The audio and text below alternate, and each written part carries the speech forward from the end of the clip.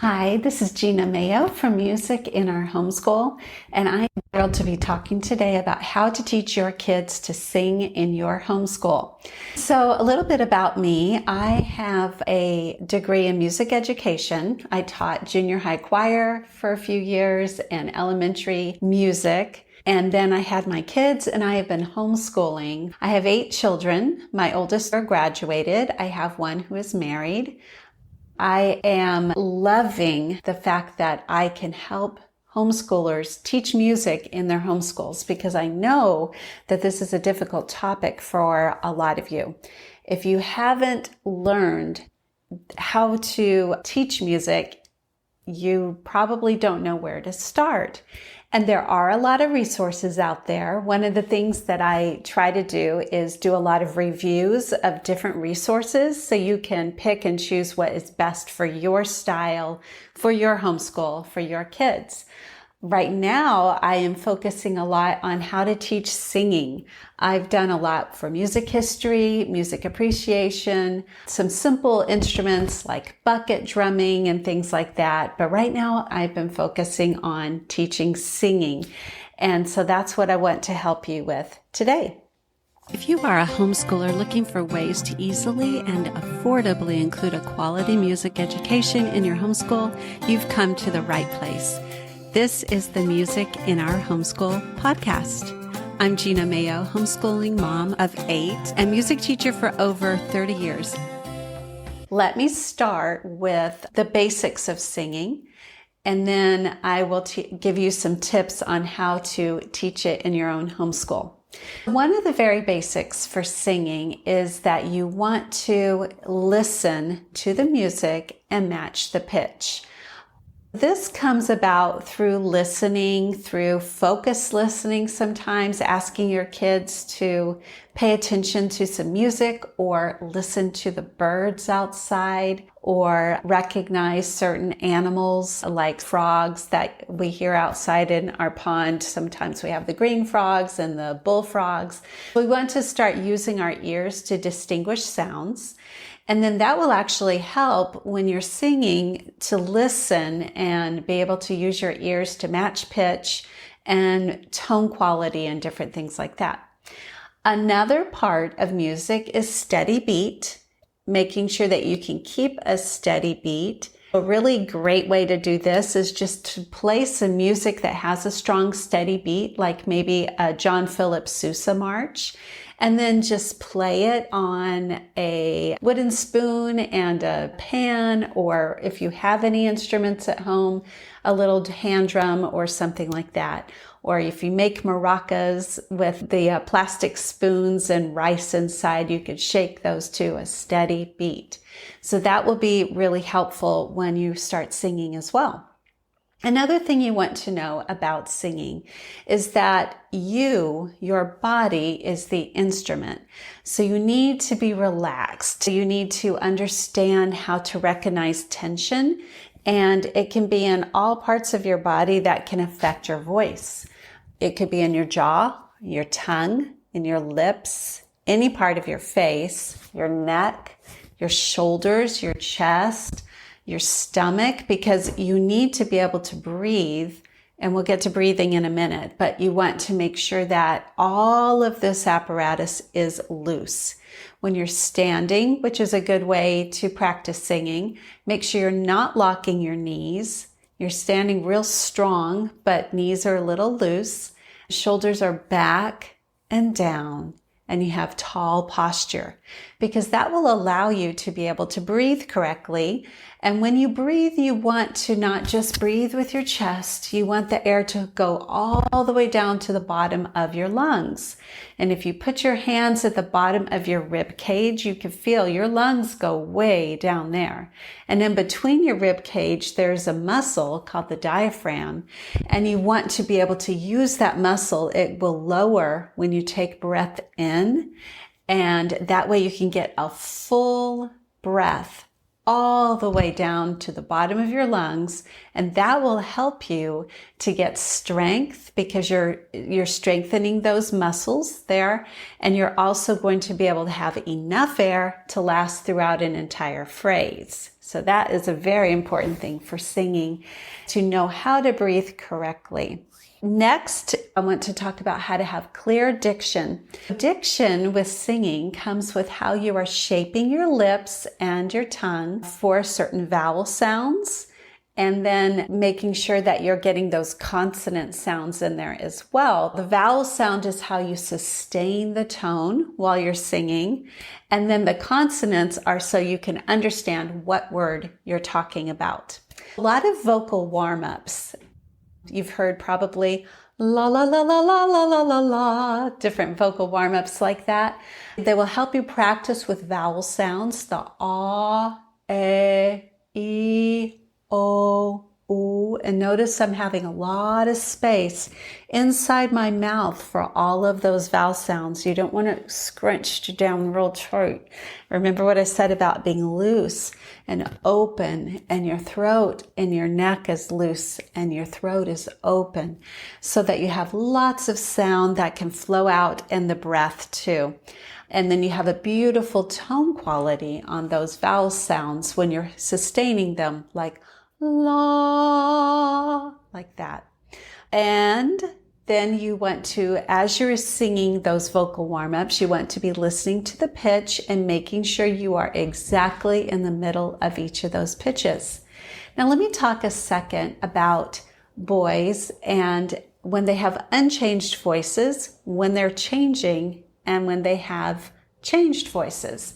So boys with unchanged voices, which will be little boys all the way up until they are completed their voice change sometime in puberty, which can happen between like 11 and 17. There's a range for different boys of when that is going to be happening, how long it takes for the transition, and when it is complete. But boys before that happens have exactly the same range as a girl or a woman. And that is basically middle C to high C. That is the limited part of the range. And a lot of people can go lower and higher. But for children, we usually want to stay within middle C to high C, just that octave. And boys sometimes feel like they are singing too high and they sound like a girl. So you want to encourage them when they are singing not to feel embarrassed about that. Help them to do sirens and to let their voice go up high so they know that that is their natural voice at that point. And if they're feeling embarrassed that their voice is high or they sound like a girl or they sound like their mom, just reassure them your voice will change and you will be singing lower than me. But right now, this is the way God made our voices, and this is the way you should sing, because you will learn the proper techniques and relaxation and posture and breathing and vowels, structure with your mouth and diction. You want to learn that even when their voices haven't changed. Okay, then when their voices start to change, often what happens is it gets very narrow and they can't sing very much. They can't sing very many notes. They are struggling. It will crack. It will, sometimes when they're singing, they will get embarrassed because it will squeak or crack. And just encourage them that they will get through this. It's the same for almost every boy. And then they will get to the point where that range that they had from C to C drops an octave. And now they have the lower voice. And now they can sing low, and you want to encourage them to sing low and to stretch their range, of course. But if boys are trying to sing low before their voices have changed, they actually might hurt their vocal folds. They might actually be straining, and literally they cannot sing that low, and so they'll get frustrated because they can't get those pitches out. So just remind them to go up high. That's what you want to encourage with your boys when they are learning to sing when they're young. Now, what I want you to talk about when you're learning to sing is phrasing. So if you look at a piece of music, often you'll see sentences, because Songs are poems, and if it's not a full sentence, then often it will at least have a comma, and that will tell you where the end of a phrase is and where you will want to breathe. You don't want to breathe in the middle of a word. Usually you don't. Maybe it's a very long word on a lot of different notes, and that's different. But if it's a typical song, you wouldn't want to breathe in the middle of a word. So you'll have to find the best places to breathe, especially if you cannot make it to the end of a phrase. If you can't make it to the period or to the comma of that sentence, then you want to find the best, most logical place to take a breath. And if you can make it to a period or a comma or a rest, sometimes the music actually has a rest, then you can take a deep breath. Other times, if you have to just slip a quick breath in there, you'll want to do what's called a catch breath. So it's just kind of a real fast breath, and it may not be real deep yet, but at least it'll make you to the end of the phrase when you can take another deep breath. Next, you'll want to look at expression for the song. So what type of song is this? Is this a lullaby that a mom is singing to her baby? So you want it to be soft and gentle and very legato, smooth, not harsh or loud or strong to scare the baby. So think about what type of music it is. Maybe it is a very powerful, patriotic song that you're singing with lots of fervor and you're accenting certain phrases and words, and that's a different style. So look at the style of the song, the words that are with it, the purpose of the song, and make sure that you are singing with the expression that matches that song. You'll want to look to see if the composer put certain things in there for you to do, such as dynamic markings. Does it say to sing piano? Does it say that you're going to crescendo? Does it say that this phrase is forte and this one that's echoing it is piano? So look at those dynamic markings and make sure you follow it. You'll also want to look at the tempo markings. Does it tell you that you're supposed to sing it at a specific tempo, like quarter note equals 108? That means you'll want to look at a metronome. You can get a metronome app. You can buy a metronome and then set it to 108, and then you can hear how many 108 beats per minute is, and know how fast the composer wanted you to sing that song. And you may not be able to start out that fast, but eventually that will be your goal. A composer often will give some other expression markings in there, like sing smoothly or sing vivaciously. Look for those markings, and that will help you to know how you are supposed to sing that song as well. All right, when you are singing, you'll want to have poise and confidence. Just like if you were public speaking, and sometimes it really does take practice.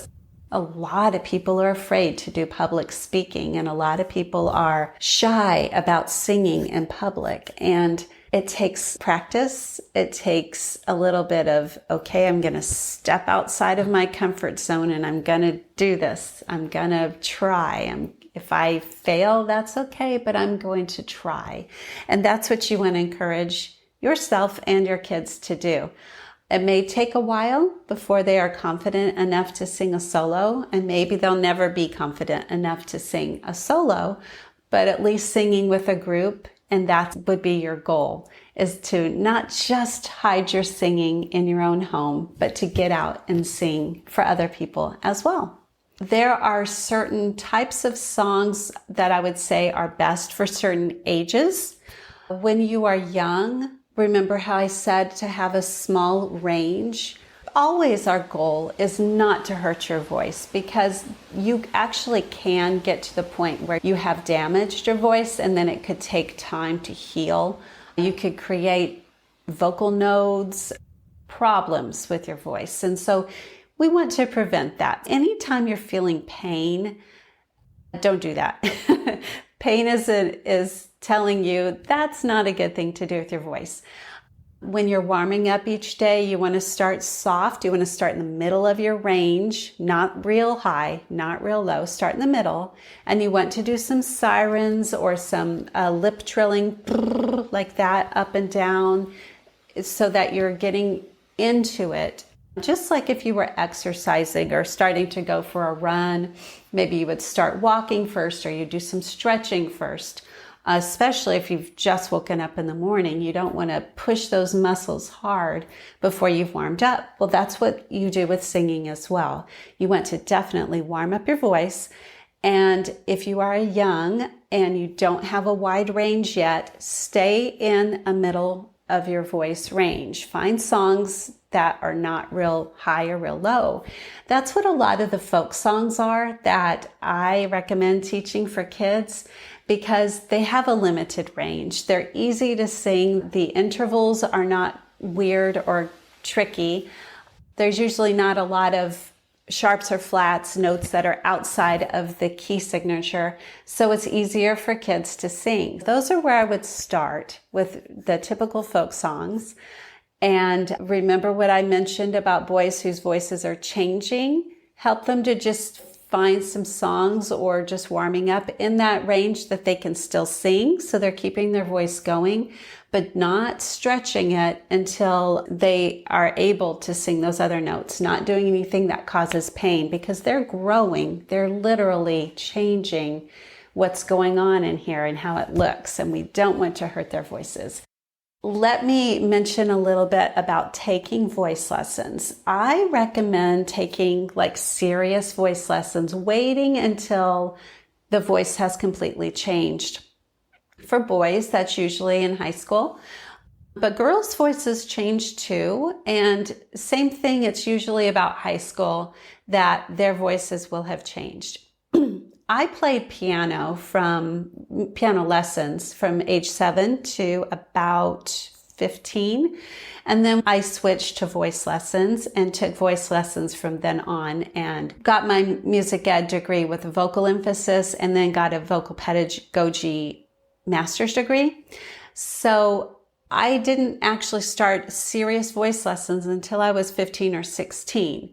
And I was still successful in later years. That was recommended to me by a friend of my mom's who was a music teacher. She was an elementary music teacher, and she said, just keep playing piano until you're older, then switch to voice lessons. And I feel like that was very wise advice, and I'm glad that I followed it, because I might have hurt my voice if I had started really serious voice lessons sooner. And hopefully most voice teachers wouldn't do that, but you never know with certain ones. So that would be a recommendation. If you're doing a singing course, make sure it is written for the age level that you have. If you're teaching singing to little children like preschool and elementary kids, make sure their songs are appropriate for their voices. And find a voice teacher that you can trust when they're in high school, someone who's experienced, someone who knows how to take care of the voice and won't strain it to the point where it will cause damage. I think that I have talked everything I wanted to about how to teach singing in your home. If you have any questions about it, you can reach out to me and I can share different resources with you that might help you. But I want you to sing in your home. I want you to enjoy singing, and it has been a pleasure to talk to you today. Bye-bye.